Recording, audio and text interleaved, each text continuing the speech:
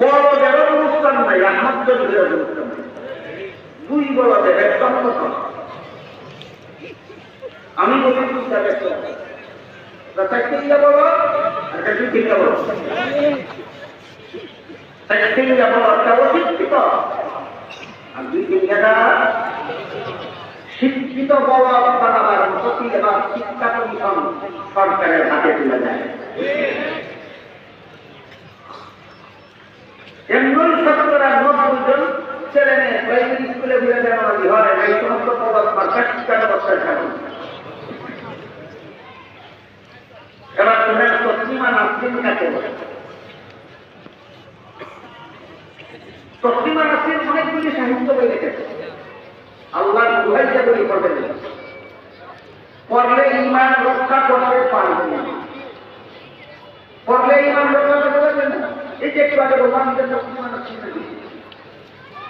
একটা পুরুষ যদি চেষ্টা বউ রাখতে পারে, একটা মহিলা চেষ্টা করে রাখতে পারবে না, তসলিমা নাসরিনের আমি কি করবো?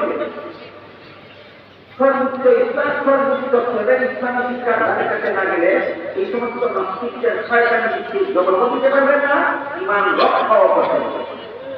এই জন্য আপনাদেরকে আল্লাহ দোহাই দেবেন, নাস্তিকদের বই করবেন না, ঈমান থাকবে না। আমাদের করতে পারবে না শয়তানি ভিত্তিক ইসলাম বানাতে যাওয়া হবে। এই জন্য আমি তসলিমা নাসরিনের অনেক বই দিয়েছি, একটা বইয়ের আলোচনা করেছি। তসলিমা নাসরিন যতগুলি বই লিখেছে সবগুলি বই লিখেছে মানুষকে পশু বানানো।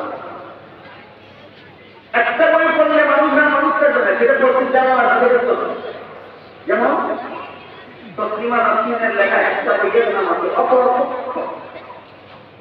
অপরপক্ষ বইয়ে এক জায়গায় তসলিমা নাসরিন লেখে, আমার পেট আমার শরীরের অঙ্গ, আমার স্বামীর শরীরের অঙ্গ নয়, তাই স্বামীর অধিকার নাই তার ইচ্ছা মতো আমার পেটে বাচ্চা জন্ম দেওয়া, আমার পেটে তার কাছ থেকে বাচ্চা নেব না, এটা আমার অধিকার।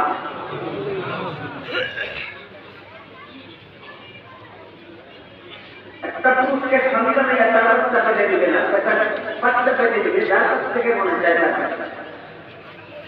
আমি জিজ্ঞেস করি যে মানুষকে মানুষের দরকার হয় মানুষের সুস্থিত থাকে, তসলিমার পেটে আর সুস্থির পেটে দেবো না, একটা চিন্তা করছি।